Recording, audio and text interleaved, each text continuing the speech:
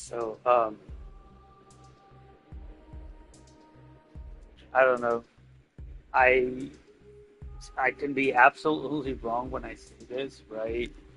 I could be absolutely wrong when I say this, but um, I'm thinking about bonds. I never took a chemistry class, or the one that I did, I dropped out because it wasn't my time, I would say. There's other things that kind of revolve around that. It wasn't my time situation. However, just based on me like remembering things from biology, looking at a couple of things on YouTube, um, I could just say that the information that I may be giving may not be the real information. It could be partial information, or it can be the actual information, right? Um, so I'm just thinking about bonds, and and when I look at a what is it a nucleotide, right, or a peptide, um, bonding, which is just basically our DNA when it kind of what does it go from trans translations to transcription or transcriptions to translation, right? But basically, what I'm trying to say is that they identified the core one, the core. I don't know if they're elements, atoms, whatever they are, right? Um, that kind of give these the DNA, right? That give the RNA, that goes from DNA to RNA, basically, right? Um, and so they got carbon.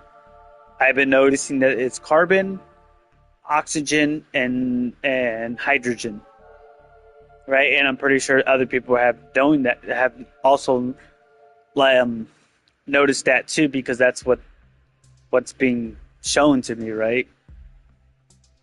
But also, when you kind of get these bonds, you got different shapes that these nucleates do, right? That transform them into peptides or something like that, right? Um,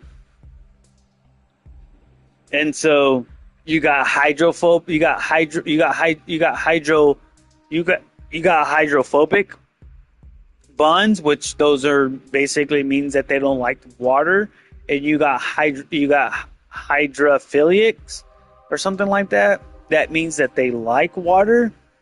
Um, and then maybe you probably got something that's in between, that they kind of like water, they kind of dislike water, right? Or they just like they kind of like water and they kind of dislike water, or they kind of dislike water and they kind of dislike, like I don't know, right? Maybe there's something, I'm like just spitballing this, right? Um, so what I'm trying to say is, like, what happens if like you consume too much water? You don't consume enough water, or you consume just the perfect amount, or in between those three different listings that I said, right? There's an interval, right? Just basically just say negative infinity is not enough water, right? That's the maximum um, level of water that is not being taken in. You got zero, which is just like, oh, like basically it's not a lot of water. It's not an increased amount of water, and it's not a decreased amount of water. It's just perfect, right? Neutral. And let's just say positive infinity just means that you're having too much water, right? So now you got an interval from negative infinity to positive infinity, right? Which is kind of like a little too much for this what I'm discussing. But let's just not leave out any numbers, right? So basically that interval rate between negative infinity to positive infinity, um, gives like an explanation of water and how it may affect the body, right? So let's just say if you have like, I don't know, like on an interval scale, on the X scale, let's just say call it a 10, right? 0 being the origin, 10 just being just like a small, right? Because if you're comparing it to infinity, it's a small fraction, right? Um, then, right. So like, let's just dumb it down. Let's just say one. Let's just say 100 equals infinity, and negative 100 equals negative infinity. So just to kind of like scale down the proportion. So like if you take down but like people are gonna be like, well, you can't scale down infinity because infinity goes forever, and like you don't know 10% of infinity because infinity doesn't have a 10%, right? But let's just like keep it like without kind of being like a number sky, right?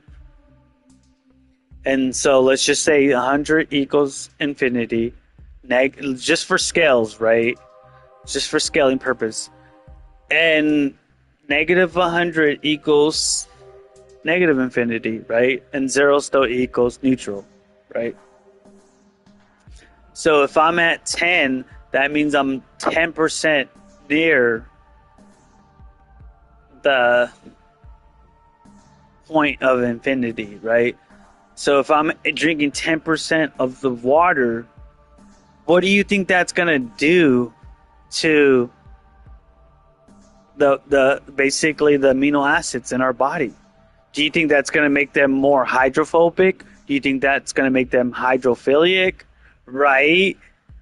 Like what's like these changes in our body due to the intake or the consumption of these liquids that we're kind of digesting? Like how does that alter the DNA process, which kind of ultimately leads to the RNA process, right? And it could be vice versa. Like the like low intake of these liquids, right? Such as like I don't know, like like water, like juice, tea, whatever like you may think, whatever floats your boat, right? Right? And not only that, like these different liquids can also have a role on like why these proteins, right, or basically the DNA comes out different during the RNA process, right? Because like maybe like when you're drinking soda, it's like carbonated, so there's a bunch of carbon in there, so it tells the DNA like, hey, like I understand this thing is made of like carbon is like maybe like the main basis of these different strands that kind of transform them into peptides or polypeptides, right?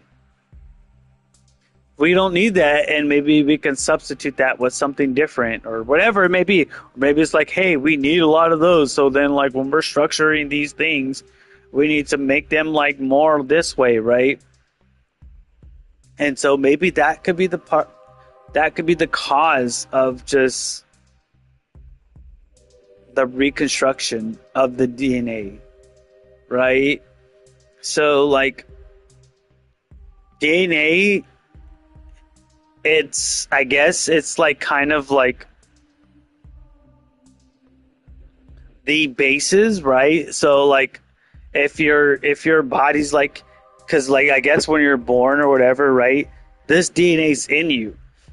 However, due to repetition, that DNA is kind of modified during its replication phase, which is the RNA replication of the nuclear acids. Maybe that's what it's called, RNA. I can be absolutely wrong, but what I'm thinking is like the DNA is like, hey, listen, body, this is what you need to make. But then the body, right, is saying like, hey, like I understand you, DNA, but due to like these intakes of these different liquids, like liquid beverages or just food or whatever it may be. I can't produce that, but I'm going to mimic it as much as I can and retain as much a majority of the information because that is necessary. However, I'm going to need to change it just a bit because this is what's going to keep the body alive, right? And so then it changes it just a bit. You lose a piece of that telomere, and so the body survives, everything survives, and so the brain or whatever that encryption kind of sends that signal to, right, is saying, hey, we lived through this. This is appropriate. The next time when you're thinking about throwing out some more DNAs or cells or whatever it may be, this is the formula we need until it reaches a point where that formula needs to be shifted, right? But the DNA is still pushing. I'm assuming the DNA is still pushing its original sequence. However, the RNA is like, no, I don't need that. I'm going to stick to the inscription that I believe that is currently correct, right? So, kind of back to what I'm talking about is the RNA is the ultimate say-so-er, right? And so if the RNA is working, let's just say for 5 years, right? And it's a little bit different from the DNA, right? Let's just say if the DNA is a 1, but the RNA is like, no, we need a 2. So then now it's like DNA 2, right? But it's actually RNA 2, right? So, but then the RNA is like, hey, I don't need RNA 2 is not working no more. We need to change it, right, to RNA 3. But the DNA is still like, hey, here's DNA 1 because these are like the basics. This is what the body needs. But the RNA is like, no, we need to change or shift some of these molecules or these peptides or nucleic acids, right? A different way, either making them hydrophobic, hydrophilic, or just whatever they may be, right? And so that way the body can come accustomed to whatever the changes are made to whatever is being taken into the body, right? Or it can just be like DNA can be following RNA, where DNA is like, hey, this is what the body needs. RNA is like, no, we need instead DNA 1, we need RNA. We need a different formula, so we're going to call it RNA 2. So then the body remembers that in DNA. So then the body produces DNA 2 or RNA 2, but they were going to call it DNA 2. We're going to substitute RNA 2 for DNA 2, right?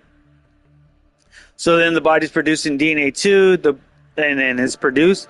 The RNA's producing RNA 2s is like, okay, we're compatible. But then there's a shift in the different balances of the body. And so then it's like RNA. So the RNA is telling the DNA, hey, it's DNA 2 is no longer working. You need to make RNA 3. So, but the body, the DNA is like, no, here's RNA 2. So it produces RNA 2. It produces DNA 2. RNA changes it to RNA 3. It survives it. Then the DNA is like, okay, we'll start making RNA 3, right? But we'll call it DNA 3 because we're substituting RNA 3 for DNA 3, right? And then so on and so forth. You see the pattern. It could be like that, right? But we'll see, dude. I could be absolutely wrong in everything that I'm saying. But maybe one day when I'm dead or when I'm still alive or I'm partially dying, whatever it may be, right? That someone will figure it out. Maybe basically someone who's kind of like into this thing more than I am, who actually done the research, who possibly is going to do the research or has done the research or is like looking into doing the research, understands the things that I'm talking about and can possibly make a connection between the things that I'm talking about to kind of get that Nobel Prize of keeping people alive. That kind of rhymed. I wasn't even trying to do it, but it just happens. All right, man. Peace out.